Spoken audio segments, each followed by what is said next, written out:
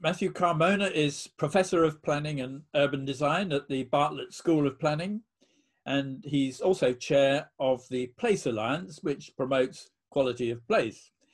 And in 2018, he carried out research for TfL on the economic benefits of walking and cycling. So you studied 10 town centres, including places like Bromley, Clapham, Catford, East Greenwich. Can you tell me what your key findings were?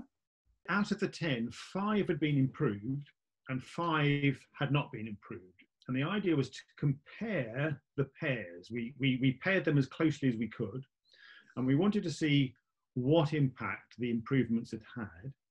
So I've got a few figures here. Together, the improved over the unimproved streets had, for example, we saw a 7.5% increase in retail rental values.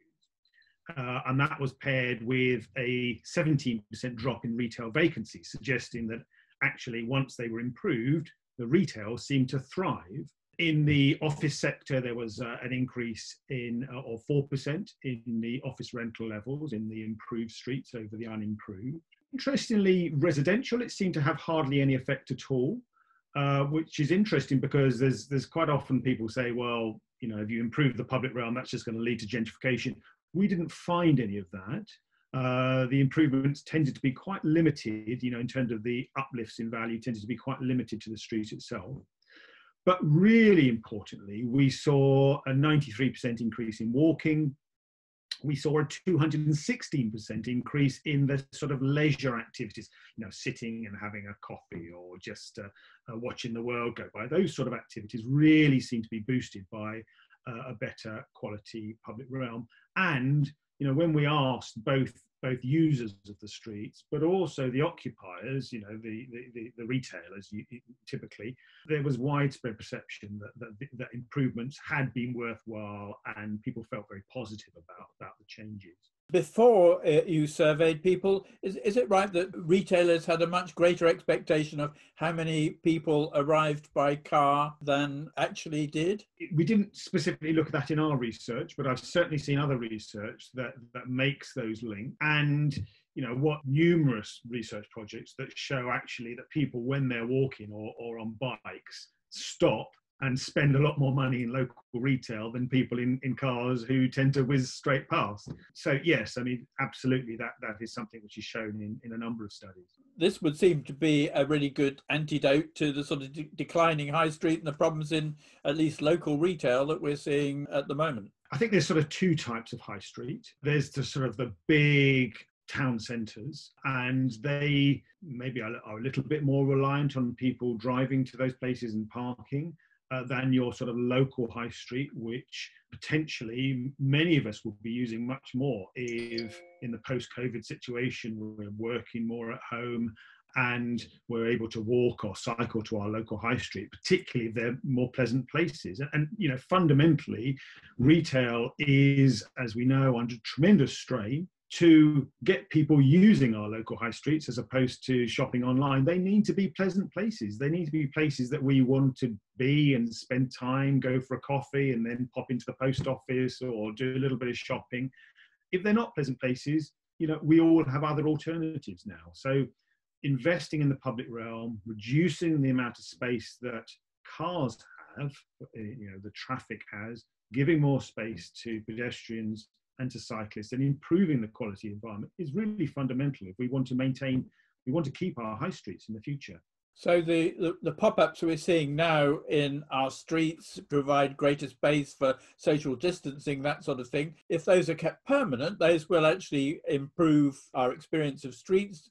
And maybe now with the promotion of the Prime Minister of more cycling, we're going to see this as a real shift in the way that we use cities on a permanent basis. Yes, I hope so. I mean, you know, out of every crisis comes opportunities, and you know, there is a real opportunity here to try and turn around some of our local high streets, try and get people using them more, but also with, you know, long-term potentially climate change dividend, with people using cars less, and health dividend, because, you know, whilst we've got this short-term health crisis, in the long term, issues of obesity and so forth are perhaps an even bigger crisis that we're all facing.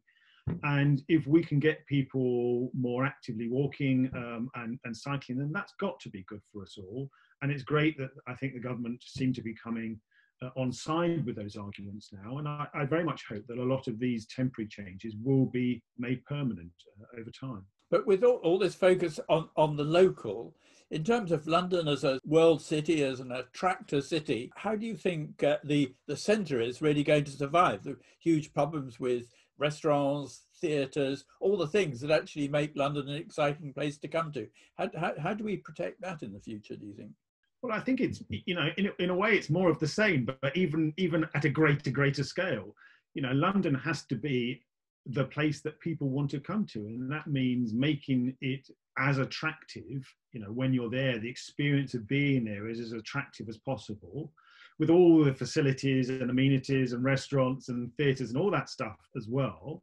But actually, when you're walking around the streets, when you're experiencing the city, just being a really pleasant place that people say, you know, I went to London, I had a great time, I really enjoyed it, I felt comfortable, I could walk around. And, you know, if London can promote that and can promote itself as a place that people really want to be, a high quality place, then I think its future is going to be very bright. If it doesn't, then people will go elsewhere. What do you think of the ideas coming out of Paris? Anne Hidalgo has been talking about the 15-minute city, where all facilities are within 15 minutes of where people live, which seems to me that it does actually turn its back on the centre. Rather, it wants to reduce commuting and travel within the city. So London is slightly different in that it is polycentric, but it still needs that real focus, doesn't it, to be the world city that it is? Yes, now I think we need to think about the whole of London, and you're right, it is polycentric. We have the sort of our old villages, which are the focus of many people's lives when they're at home. And I think we've got to invest in those. We've got to make those more pleasant. But at the same time, you know, we can't obviously forget the centre of London. I think that as people gain hopefully more confidence, they will come back to the centre. Whether we'll see the same numbers we did in the past, it's really difficult to know. But I think inevitably, you know, again, you know, there are opportunities here. If we're using space less for one function, then that opens it up for other functions. I think London is an amazing destination for leisure tourism, but also for Londoners just to come into the centre for, you know, incredible facilities and cultural facilities and so forth.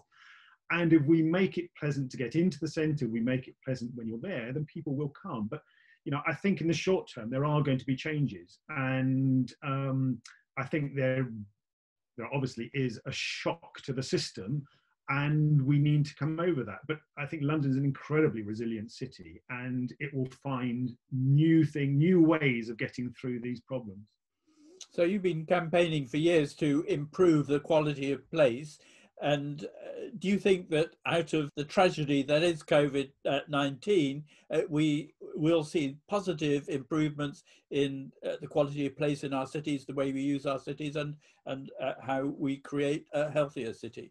I do hope so. I think, you know, societies can go in two directions. They can sort of retreat to their homes, retreat to our suburbs or the countryside, and sort of forget our cities.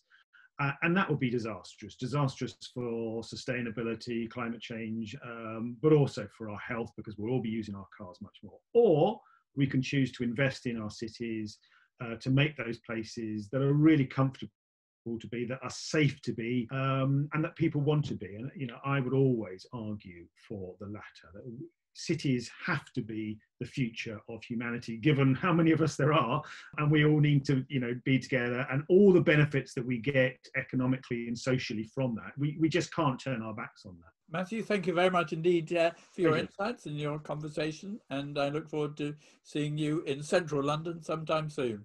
I hope so. Thank you very much.